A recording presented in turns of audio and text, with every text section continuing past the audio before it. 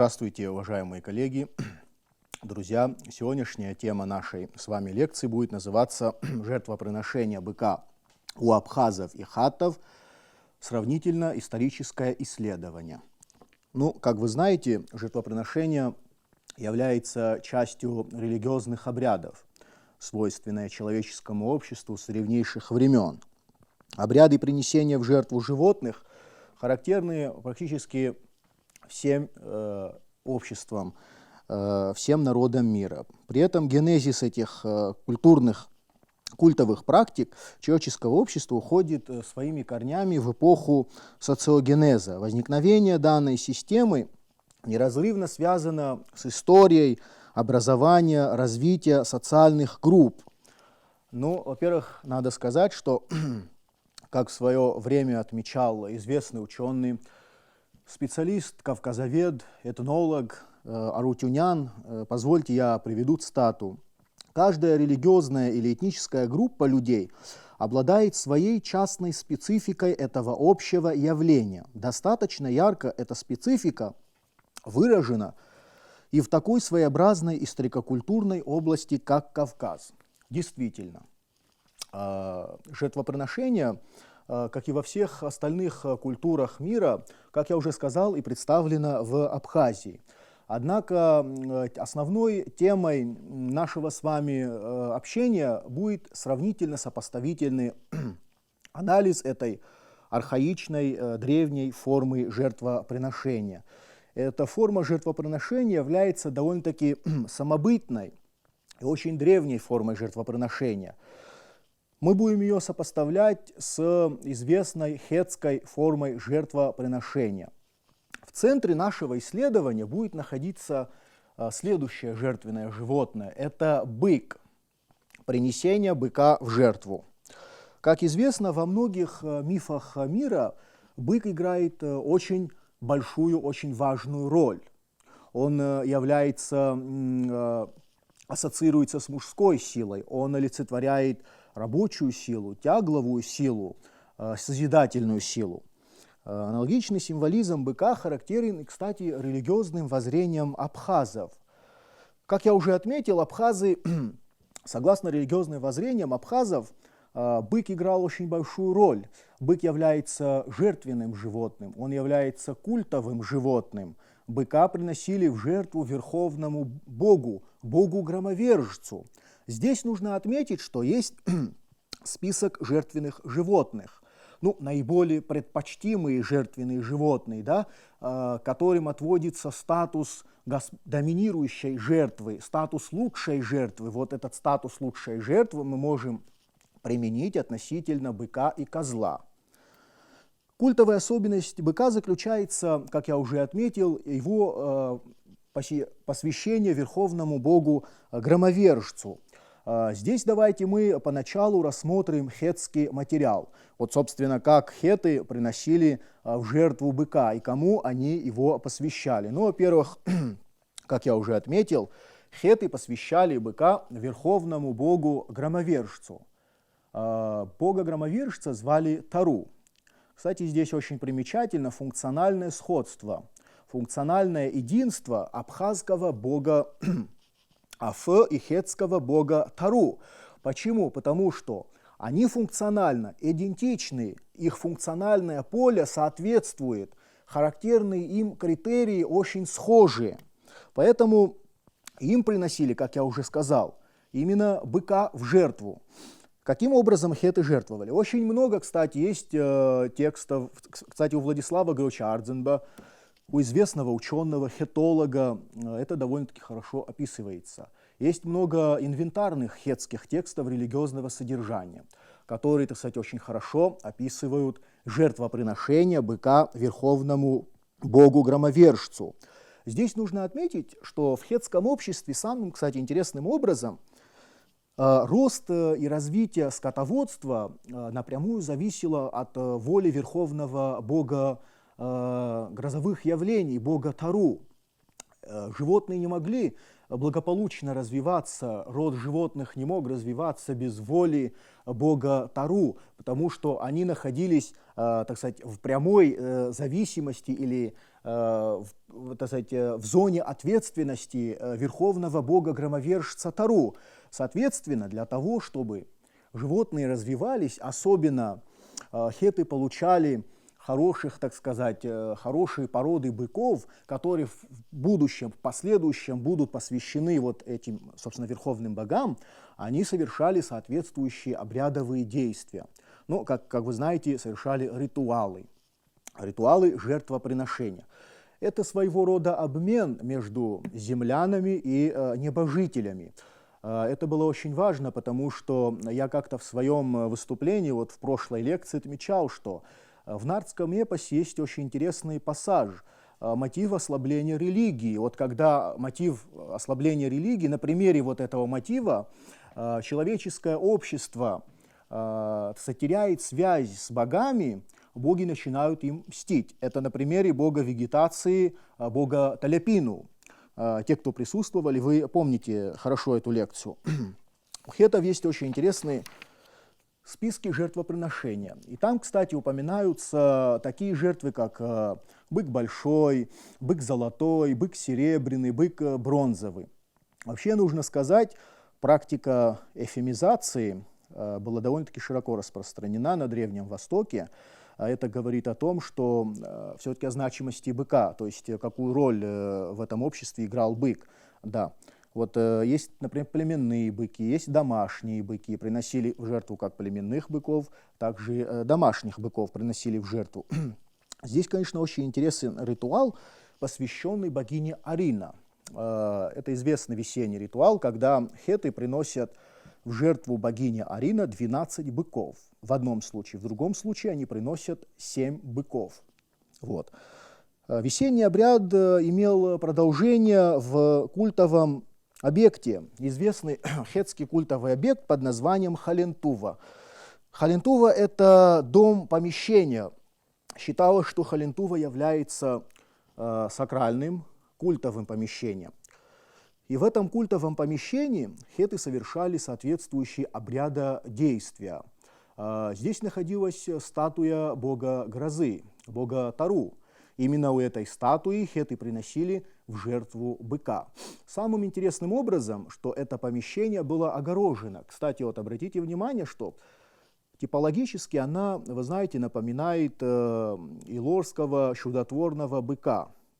Ведь Серебряков писал, вне зависимости от того, он христианин или православный мусульманин, в определенный весенний день абхазы собираются в Илор-Ныха, вот, и ожидают явления священного быка. Вот этот священный бык появляется в этом закрытом, замкнутом помещении. Вот это замкнутое помещение интересным образом, кстати, напоминает хеттское священное помещение под названием Халентува. Вот. Здесь, конечно, был священный ритуальный сосуд. Хетты совершали весной открытие этого ритуального сосуда. Ну, вы знаете, содержимое в сосуде – это натуральное вино. Здесь также нужно обратить самым интересным образом, на что мы, кстати, обратили внимание. Мы обратили внимание на оппозиционные категории. Вообще в этнографической литературе есть такое понятие, как оппозиционные категории. О чем идет речь? Речь идет категория правая, категория левая. Это очень важно. Вот, кстати, на примере хеттских ритуалов мы прослеживаем очень четко эту категорию, вот как категория правая и категория левая. Обряд хеттский имел продолжение в Халентуве, как я уже сказал. На примере этого ритуала нужно проследить наличие и соответствие оппозиционных категорий. Вот, например, у абхазов это правая категория, левая, то есть арма-архе. У хеттов, например, заг, правый, губ, левый. Отдельные хеттские тексты содержат такие категории, как правое ухо, правая нога, правая рука, правая щетина, ну и так далее. Вот. И, кстати, наличие оппозиционных категорий присутствует в абхазской религиозной культуре тоже. Очень большое значение имеют вот эти оппозиционные категории. Приведенные фрагментарные данные, я имею в виду хеттский материал, свидетельствуют о том, что действительно быка посвящали верховному богу-громовержцу. Те же, кстати, предпочтения быку отводилось и, собственно, в абхазской традиционной религии. Как я уже отметил, быка посвящали верховному богу Анца и богу-громовержцу Афе. Я уже сказал, что Афе и Тару находились, кстати, в функциональном единстве. В религиозно-бытовой действительности абхазов статус лучшей жертвы, несомненно, отводится быку. Бык посвящался верховному богу Анца и богу грозы и молнии Афе. Здесь нужно, во-первых, детально рассмотреть обрядовую процедуру.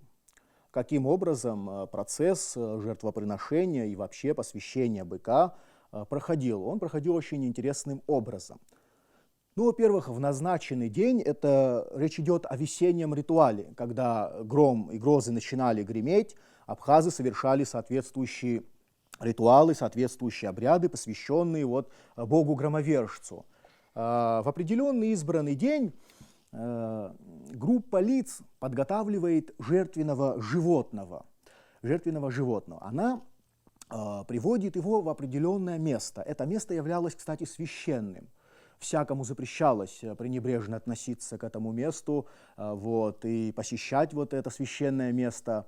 В этом месте совершались соответствующие обрядодействия. Ну, во-первых, перед тем, как рассмотреть процедуру, осуществляемую с жертвенным животным, мы должны немножко остановиться именно в связи с процессами, обрядодействиями, связанными с жрецом. Очень важно, вы знаете, что жрец занимает очень большое место в религиозной, вообще в духовной жизни абхазского общества. Это очень важная каста, у них есть свои обязанности, у них есть свое функциональное поле. Для того, чтобы привести жертву в убиение, жрец должен был совершить соответствующее обрядодействие, он должен был привести себя в состояние культовой чистоты. Каким образом? Ну, во-первых, формировали круг, формировали кольцо. В этом кольце принимали участие люди молодые, то есть не женатые, в возрасте 15, 20-25 лет. В этом кольце находится, кстати, жертва и жертвователь, имеется в виду жрец. И именно в этом кольце жрец совершает обрядодействие, он совершает обряд очищения, обряд воскурения. Молодой мальчишка с помощью айрец преподносит ему речную воду. С помощью этой воды жрец приступает к обряду омовения.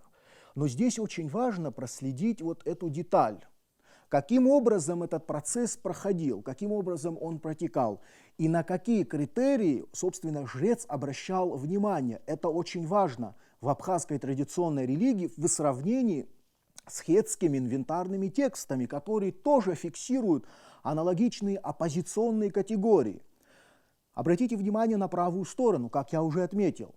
Жрец наливает воду на правую ладонь, прикладывает ее к щетине 3 раза. Этот акт осуществляется 3 раза. Далее он переходит на левую сторону, наполняя, правую ладонь водой, прикладывает 3 раза к левой щетине. Вы обратили внимание, да? То есть переход справа налево.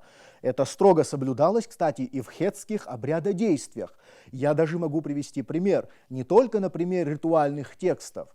Очень интересный барельеф Ладжхюкский, где, собственно, это хатское святилище, изображается богиня-мать с распахнутыми руками. Наверху, над правой рукой изображаются головы быка, над левой рукой изображаются роги. Это что? Это о чем говорит? Это говорит о значимости этой правой оппозиции.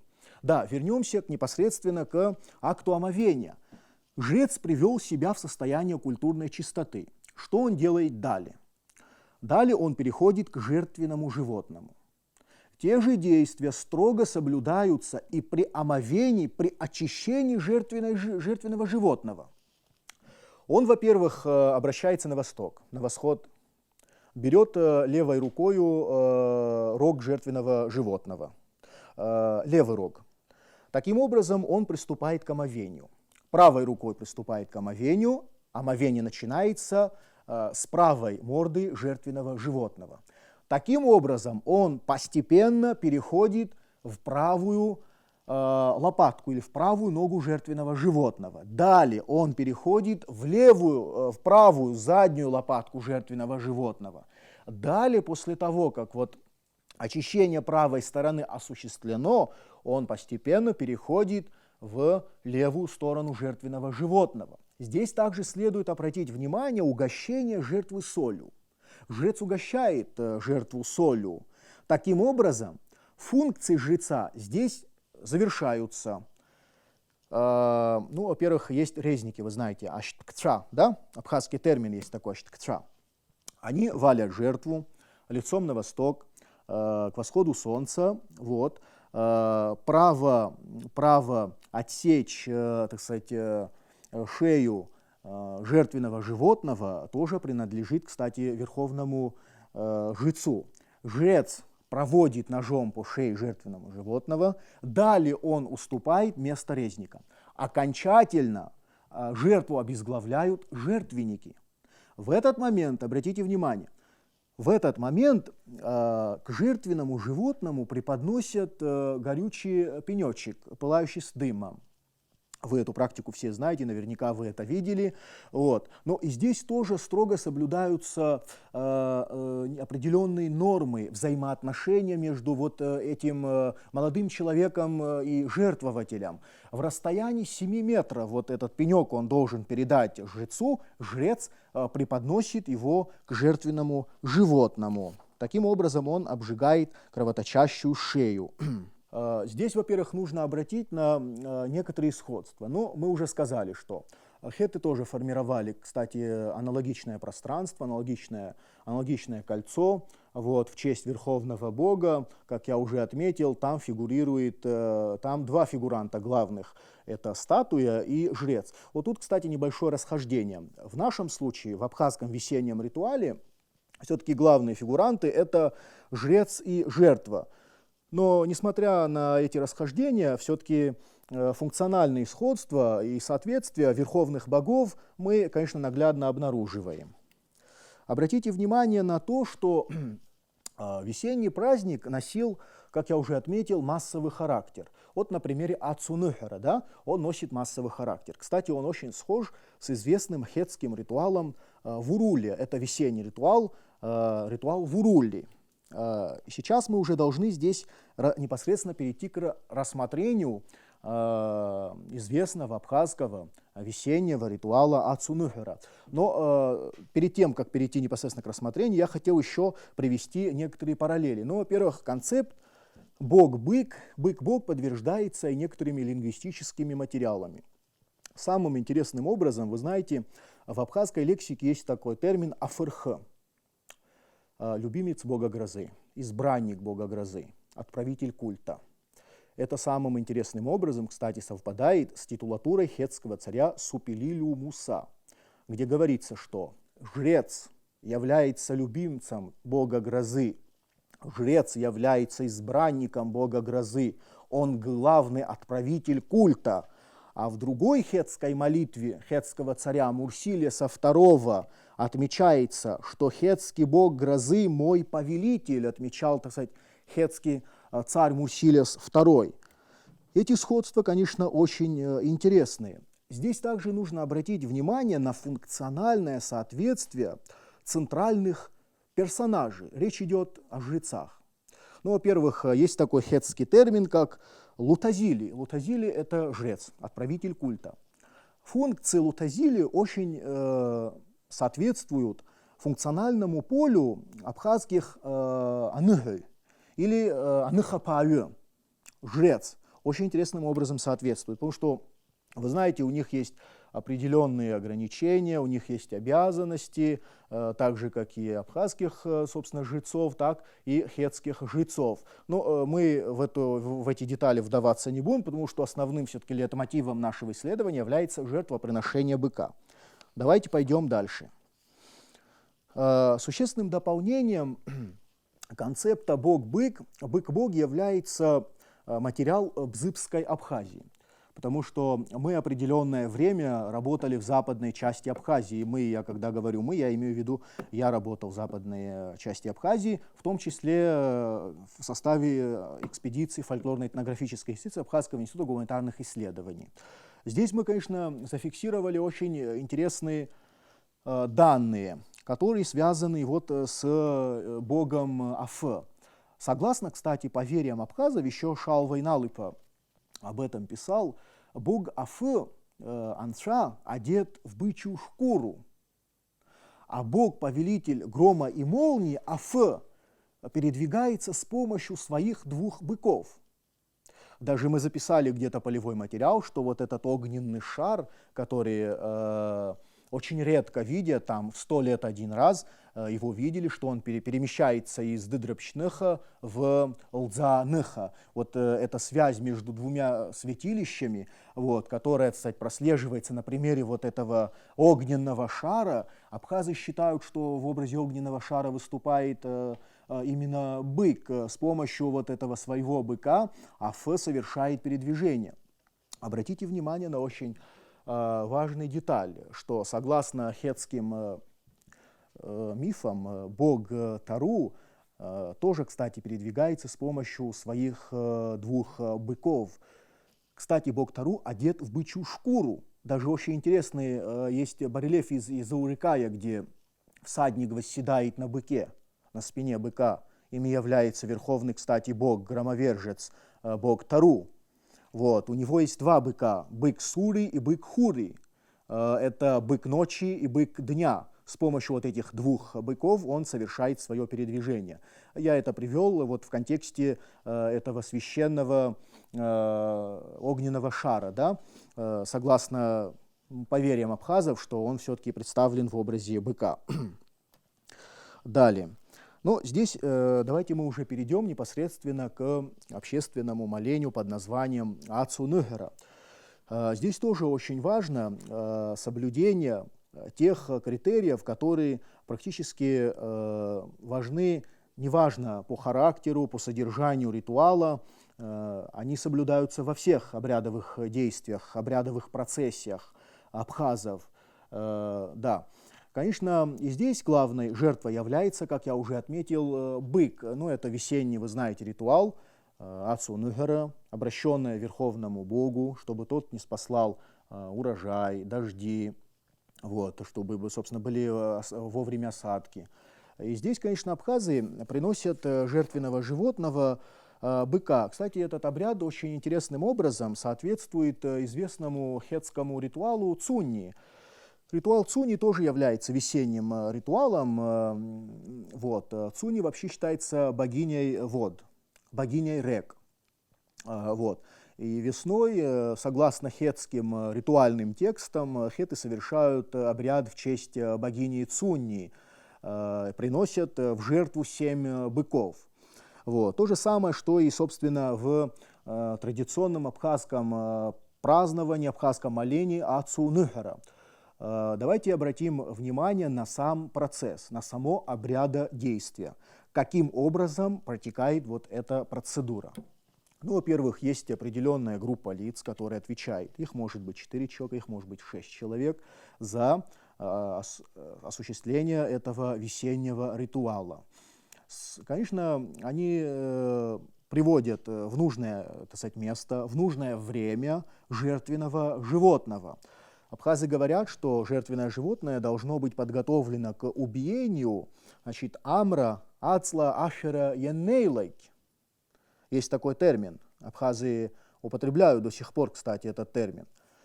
Приводят быка, совершают определенные обряды действия. Ну, во-первых, обряд начинается с жреца. Жрец приводит себя, как я уже выше отметил, в состояние культовой чистоты.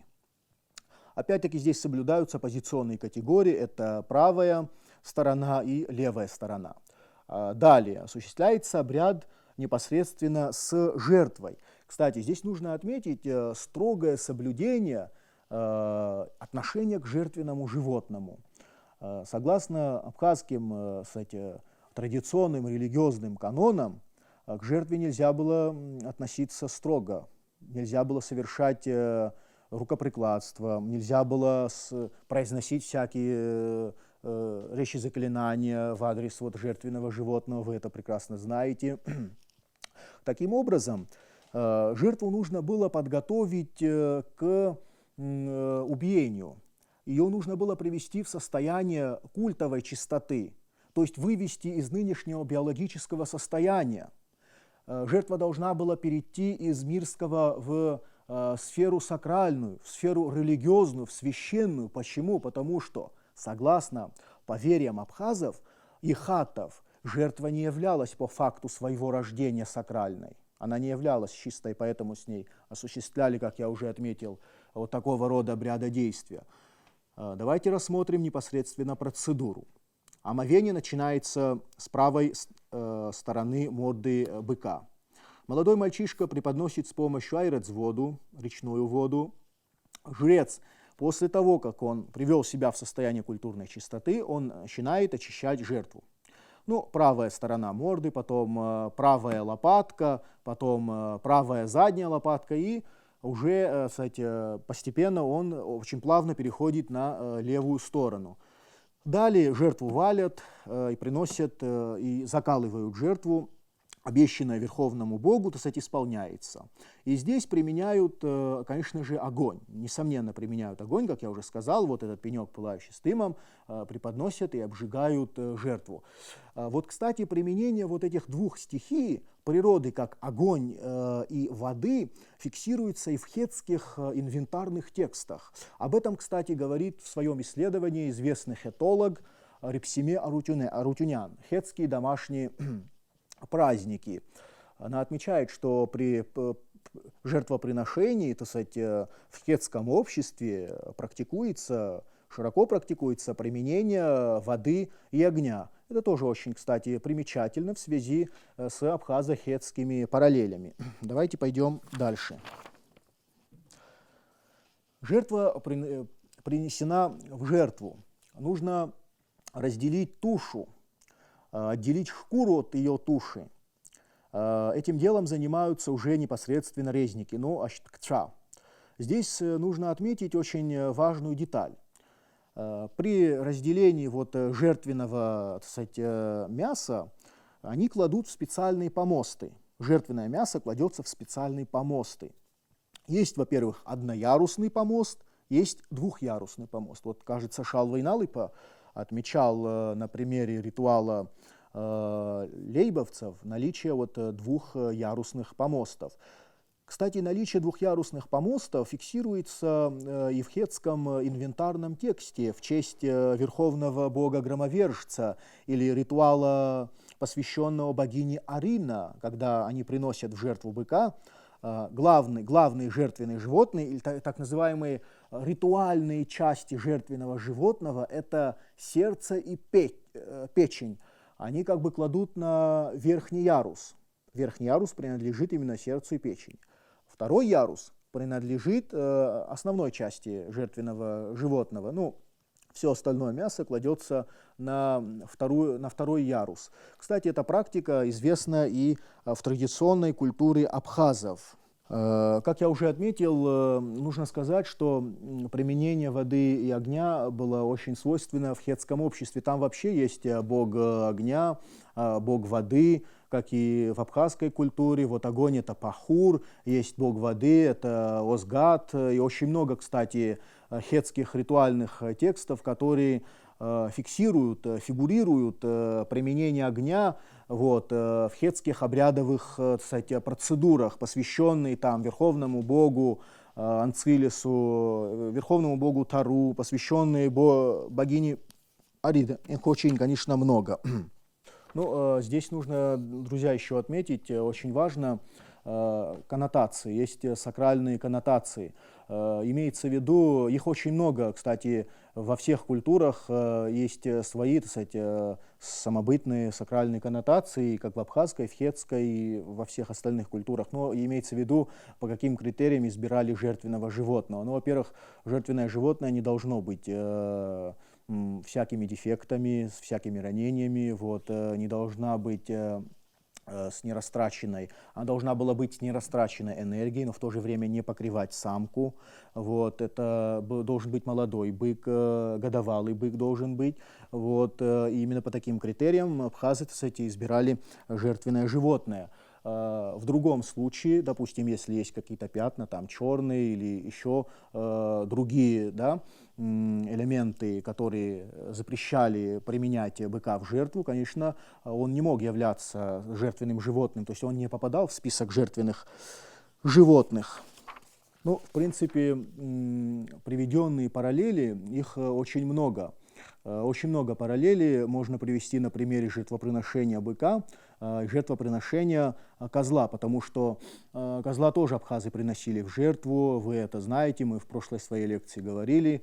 Абхазохетские параллели выходят далеко за рамки нашего с вами исследования. Мы привели далеко не полный комплекс, не полный круг исследований абхазохетских параллелизмов, потому что их очень много, но приведенный материал непосредственно, разумеется, говорит о том, что все-таки связь, непрерывная связь, взаимопроникновение вот, древних традиций абхазов, хатов прослеживается, есть определенная генетическая связь. И все это, несомненно, говорит о том, что мы были, несомненно, родственными народами. Как бы в какой-то степени, если говорить очень скромно, дополняет вот концепцию абхазо-хатского генетического родства. Скажите, пожалуйста, помимо жертвоприношения быка, есть еще другие жертвенные животные в контексте сравнения? Спасибо за вопрос. Да, конечно, есть. Не только бык являлся жертвенным животным, как я уже отметил.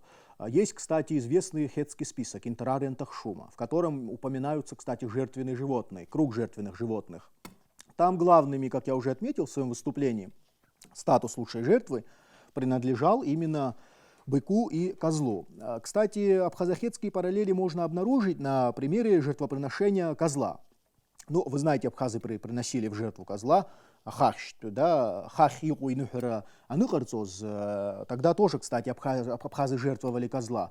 Очень много аналогов можно привести и, кстати, в хетской культуре. Вот, например, в честь богини Арина, да, известная богиня вод, богиня плодородия. Там хеты приносят в жертву несколько коз. 7 в одном случае, в другом случае 12. То есть вот это сравнение, этот фон, параллельный фон на примере жертвоприношения, он не ограничивается только жертвоприношением быка. Мы можем в пример привести и козла. Но это, наверное, все-таки тема немножко другая. Вот, мы можем посвятить отдельную, так сказать, самостоятельную беседу на тему принесения в жертву козла. Спасибо. Спасибо. У меня к тебе 2 вопроса. Какие сходства и различия функций жрецов у абхазов и хетов, и какова процедура сакрализации жертвенного животного у абхазов и хетов? Да, спасибо за вопрос. Конечно, я уже отметил, вы знаете, жрецы, они занимают очень большую роль, они занимают большое место, не только, кстати, в абхазской культуре, они занимают большую роль, играют занимают большое место в культуре, кстати, остальных народов мира, вот, и у адыгов, и у абхазов, и у хетов. Но здесь, как вы понимаете, да, все-таки мы занимаемся определенным кругом исследования. В нашу канву входит сопоставление вот все-таки хетских и абхазских жрецов. Очень закономерный вопрос, потому что параллелей очень много. Ну, во-первых, что касается запретов. Ну, жрецам, вы знаете, запрещалось всякое пренебрежное отношение, да, прелюбодеяние, вот, строго должны они соблюдать культовую чистоту. Это очень строго было, кстати, не только в абхазской культуре, но и в хетской культуре. Там даже есть целый список, вот, который вот предъявлял требования жрецам. Жрецам в хетской культуре запрещалось, например, в ночное время, так сказать, суток свободно там передвигаться, вот, покидать культовые места, своевременно осуществлять отправление культов. Кстати, то же самое нужно сказать и абхазским жрецам. Есть даже мера наказания, если, например, жрец провинился в чем-то, да, его лишали статуса жреца.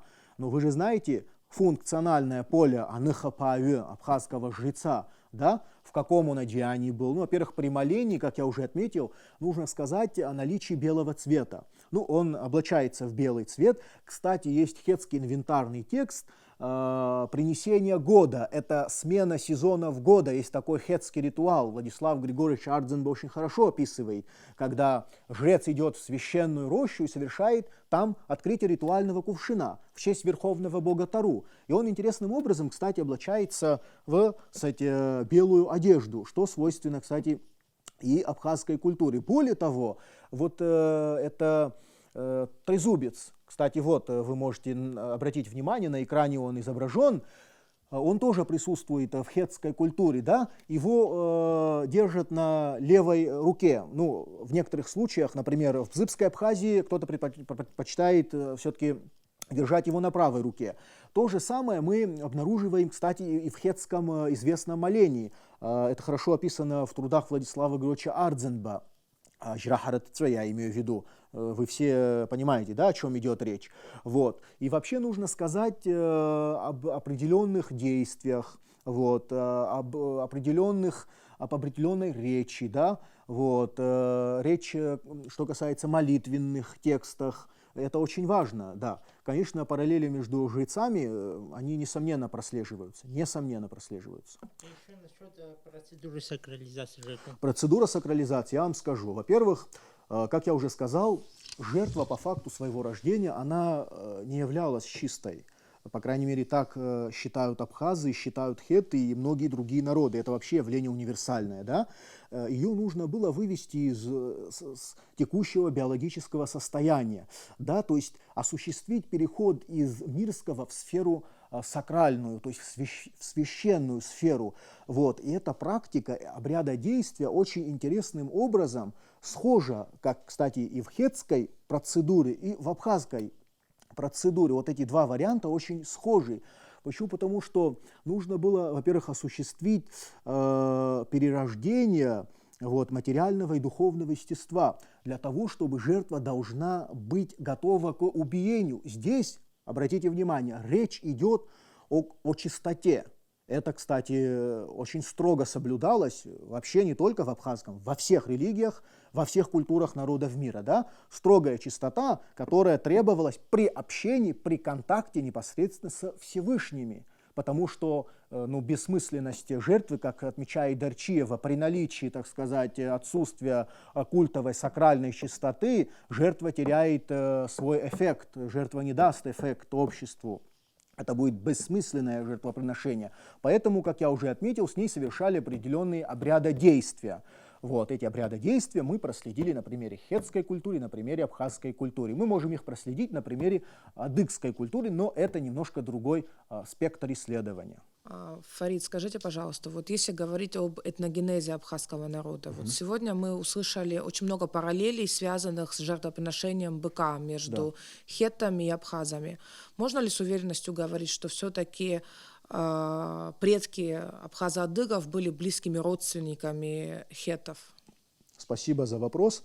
Да, конечно, можно говорить, постольку еще до нас это было установлено в науке, это было еще в советское время, так сказать, изучено известными учеными. Вы знаете, что родства абхазов, адыгов, вообще северокавказских народов, я имею в виду коренных народов, автохтонов, абхазов и адыгов, родства с хаттами установлено. Еще в свое время был такой известный ученый Эмиль Форер. Кстати, он обратил внимание на неиндоевропейский характер хатского языка, потому что он не был похож на структуру, настроение хетского индоевропейского языка, потому что там свои свойственные языковые проявления, там немножко другая структура языка. А хатская структура языка все-таки схожа с строением, кстати, абхазо-адыгских языков. Вот. Поэтому абхазо-адыгская группа языков очень близка, собственно, к хатским языкам. И вообще здесь очень важна базисная лексика, вот, каузативные, глагольные префиксы. Ну, очень много, в общем, лингвистических параллелей можно привести. Не только лингвистические, можно привести, так сказать, и другие примеры. На примере той же нашей с вами темы, да? То есть это тоже в какой-то степени может свидетельствовать или внести очень скромную, так сказать, лепту в ткани абхазо-адыго-хатского родства. Ну, сейчас очень много теорий, вообще, кстати, в западной у наших соседей, которые там, собственно, отрицают, что родства между хатами и абхазами отсутствует. Они все-таки были ближе там, не абхазам, там, нам, грузинам. Ну, очень много точек зрения есть. Вот, на примере там, лингвистики, там, фольклорных данных. Но отрицать наличие родства абхаза-адыгов с хатами, я думаю, все-таки некорректно. Это было отмечено и Вячеславом Всеволодовичем Ивановым. Вячеслав Григорьевич Ардзенба тоже очень большую лепту внес именно в родства абхазов, адыгов и хаттов. Здесь мы можем, конечно, другое дело расширить поиски на примере фольклорного материала, на примере обрядов, да, на примере обычаев. То есть это тоже очень важно. Вообще сходство, кстати, материальной культуры. Вот я даже вам приведу пример. На примере известного аладжхюкского барельефа, изображения священных столбцов, которые, кстати, были украшены рогами. Вы знаете роль рога в абхазской культуре. Рогам приписывается защитная функция, магическая функция. Очень часто вы можете, кстати, увидеть вот в абхазских традиционных семьях, где там в помещении очень роги, ну, как бы они украшают, но здесь все-таки немножко другой подконтекст, здесь магический подконтекст. Это интересным образом еще в свое время заметил МакКуин, известный хетолог. В 1896 году Веселовский нашел захоронение мужское в Майкопе, Одаш, и там были вот эти ритуальные священные столбцы, украшенные рогами. Вот здесь тоже, кстати, на примере темы рога прослеживается интересная параллель. А вы знаете, что колхидо-кабанская культура, кстати, была очень богата, да, разного рода фигурками. Это глиняные, бронзовые и так далее, изображения вот этих быков, особенно длиннорогие быки. Наличие длиннорогих быков, кстати, подтверждается еще византийским историком Агафием в позднее время. Это говорит о том, что вот этот бык все-таки имеет кавказское происхождение, местное происхождение. Ну, конечно, первоначальная доместикация быка, зона или территория доместикации быка является Передняя Азия, потому что индоевропейские народы и наличие фиксирования термина тауру в диалектах индоевропейских народов, как было в науке установлено, индоевропейцы встретили этот термин в Передней Азии в процессе миграции. Да, спасибо за вопрос.